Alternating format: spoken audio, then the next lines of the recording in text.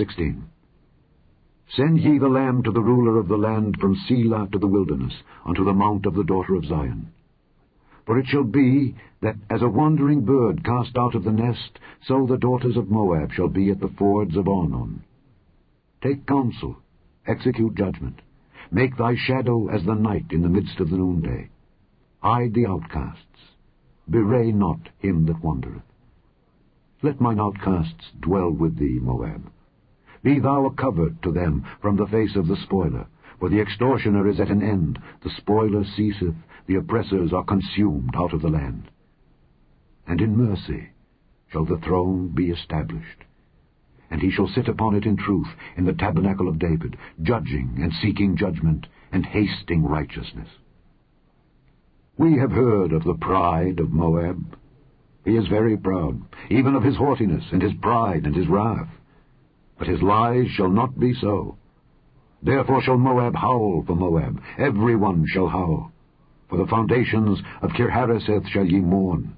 Surely they are stricken. For the fields of Heshbon languish, and the vine of Sibmah. The lords of the heathen have broken down the principal plants thereof. They are come even unto Jazer. They wandered through the wilderness.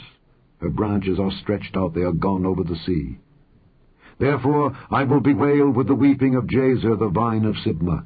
I will water thee with my tears, O Heshbon and Elealeh. For the shouting for thy summer fruits and for thy harvest is fallen. And gladness is taken away, and joy out of the plentiful field. And in the vineyards there shall be no singing, neither shall there be shouting. The treaders shall tread out no wine in their presses. I have made their vintage shouting to cease. Wherefore my bowels shall sound like an harp for Moab, and mine inward parts for Kirharish. And it shall come to pass, when it is seen that Moab is weary on the high place, that he shall come to his sanctuary to pray, but he shall not prevail. This is the word that the Lord hath spoken concerning Moab since that time.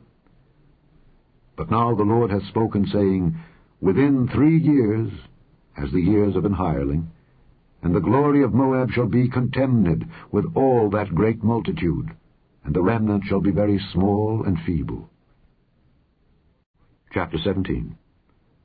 The burden of Damascus. Behold, Damascus is taken away from being a city, and it shall be a ruinous heap. The cities of Aroer are forsaken. They shall be for flocks, which shall lie down, and none shall make them afraid.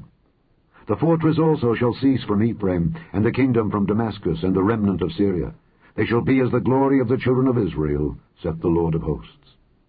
And in that day it shall come to pass that the glory of Jacob shall be made thin, and the fatness of his flesh shall wax lean. And it shall be as when the harvestman gathereth the corn, and reapeth the ears with his arm. And it shall be as he that gathereth ears in the valley of Rephaim. Yet gleaning grapes shall be left in it, as the shaking of an olive tree, 2 or 3 berries in the top of the uppermost bough, 4 or 5 in the outmost fruitful branches thereof, saith the Lord God of Israel. At that day shall a man look to his Maker, and his eyes shall have respect to the Holy One of Israel. And he shall not look to the altars, the work of his hands, neither shall respect that which his fingers have made, either the groves or the images. In that day shall his strong cities be as a forsaken bough, and an uppermost branch, which they left because of the children of Israel. And there shall be desolation. Because thou hast forgotten the God of thy salvation, and hast not been mindful of the rock of thy strength, therefore shalt thou plant pleasant plants, and shalt set it with strange slips. In the day shalt thou make thy plant to grow, and in the morning shalt thou make thy seed to flourish. But the harvest shall be a heap in the day of grief and of desperate sorrow. Woe to the multitude of many people, which make a noise like the noise of the seas, and to the rushing of nations, that make a rushing like the rushing of mighty waters. The nations shall rush like the rushing of many waters, but God shall rebuke them. And they shall flee far off, and shall be chased as the chaff of the mountains before the wind, and like a rolling thing before the whirlwind. And behold, at evening tide, trouble, and before the morning he is not.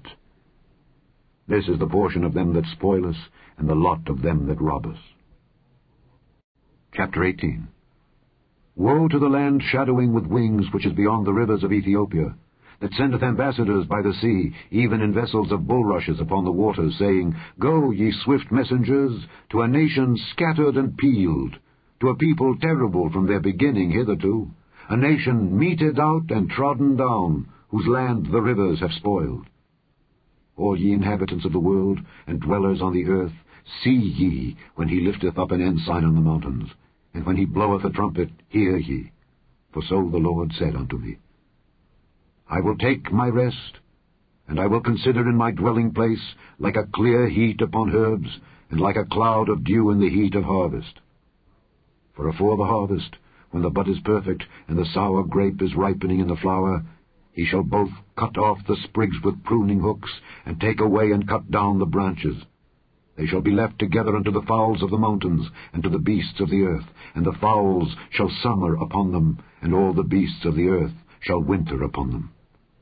In that time shall the present be brought unto the Lord of hosts, of a people scattered and peeled, and from a people terrible from their beginning hitherto, a nation meted out and trodden under foot, whose land the rivers have spoiled, to the place of the name of the Lord of hosts, the Mount Zion.